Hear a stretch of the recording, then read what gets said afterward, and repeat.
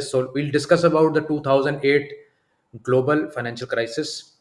That crisis was a big eye opener. First, let's see what happened before the GFC.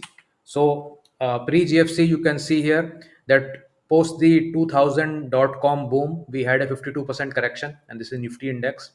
And then from 2003 onwards, you had a rally, and post 2004, when it made a new high, it just rocketed beyond that. So May 2003, from the bottom till January 2008, Nifty went up 581% in less than 5 years. Can you imagine that kind of a move today? 581%, almost like going 6 times from where you started. This time, from even if you take pre-COVID levels, 12,000, or even at the bottom at 8,000, it would have meant 48,000 on Nifty for that kind of a move to have happened, and we've petered out at 26,000 actually. So that move, in for today's generation who have not seen that move, cannot imagine the fierceness and the craziness of that move. We have seen nothing like that since then. So 581% from that point. Now let's see which sectors led this rally prior to the crash. So when we look at granular data before that, you will see that in 2003 you had public sector enterprise stocks, energy stocks, pharma stocks. These were running very, very hard, more than 100%, 83%, so on and so forth. In 2004, again, services was up. 2004 was a more shallow year. You had pharma and IT sort of take over. 2005, then FMCG, auto, MNCs, infra, these stocks did better than Nifty. Then 2006, you had infra continuing, then banking joining the game. Private banks were up 54%, media stocks 74%, and the last one in 2007, you had commodities, energy, infra, private banks all doing nearly 100%. Even after those significant years of gain in 2007, these sectors went up like crazy, 100%. Public sector enterprise, infra, energy, commodities, private bank, and so on and so forth. Whereas Nifty was up 54% in that period. So this was the sort of rally for let's say the top sectors. So energy made a 48% CAGR in those 4 odd years. Four to yeah. Public sector enterprise made 46% gains CAGR. Services 41%. Nifty itself was 41%. Can you imagine for 41% for 4 5 years of CAGR? MNC at 29. Pharma was 25%. FMCG at 23%. IT was the weakest at 20%. So that was the kind of rally we had in the pre GFC. And then the crash happened from January 2008 to October 2008 was the crash, and a very sharp recovery. The crash was very big, 64% drawdown on Nifty. Stocks were down like 90%, 80%, 95%. And the recovery also was reasonably fast. From October 2008, which was of the Lehman crisis crash, the recovery came around in less than a year and a half or two. And full recovery beyond this actually took 6 years, but there was a 3 4 year period where we just simmered around here. The quick recovery after the fall did not take more than a couple of years. So the calendar year 2008 returns net were on Nifty were minus 52%. Now, what happened in 2008 when Nifty fell 52%? FMCG fell only in 20%. Pharma only fell 25%. PSU banks fell 40%. So some of these sectors were actually outperforming the fall as it fell down. And some of the sectors which were falling much more rapidly than Nifty. So real estate was down 83%. Media was down 68%, commodity 57%, infra 57%, private banks 57%, autos and IT almost 54-55%. So these were the sectors which underperformed in that year, and these were the sectors that did the outperformance. And now when the recovery happened, so from 2008 and or let's say January onwards till December 14, when we sort of the next sort of rally happened, Nifty had a 18.7% CAGR. So just imagine if today, let's say we are here perhaps, and let's say this does not happen. So the kind of future move that is possible here, should not be discounted to completely, that that market will never perform again.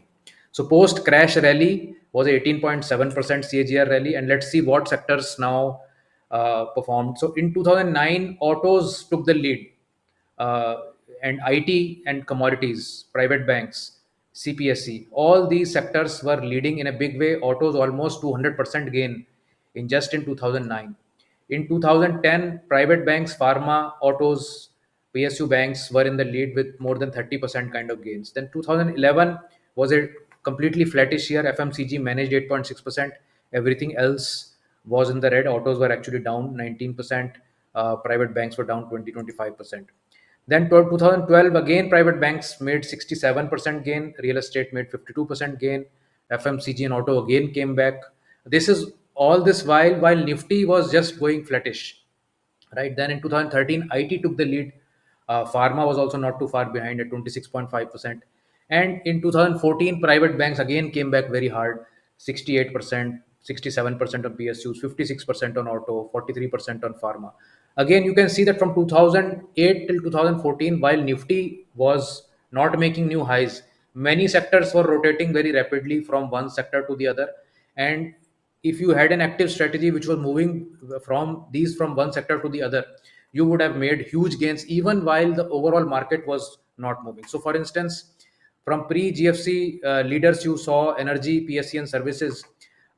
This time the leadership in the recovery phase was autos, 41% CAGR, private banks 33% CAGR, IT stocks 31% CAGR, pharma stocks 29% CAGR, FMCG 25.7% CAGR. These are all those sectors that were not performing before GFC, but post GFC they came into the leadership position.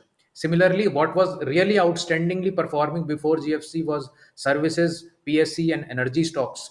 They took a backseat post the GFC. So, stocks and sectors that really perform very well in one bull rally post the crash or post the correction may not be the same ones which will go up again. And hence, your portfolios need to dynamically shift from one to the other. So, the takeaway is that energy, public sector enterprise, and services, which were solidly performing before the GFC crisis, were not the ones which were leading the rally post that. Auto, private banks, IT, and pharma emerged as leaders during the phase of recovery, which were not doing so well in the pre-GFC space. So every rally churns out new sectoral leadership. You don't know what set of sectors will lead the rally next time.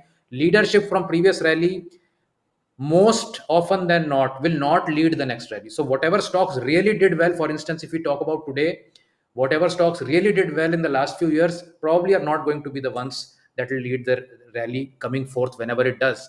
And that is why this retail run after sectoral thematic scheme is going to be like a musical chair.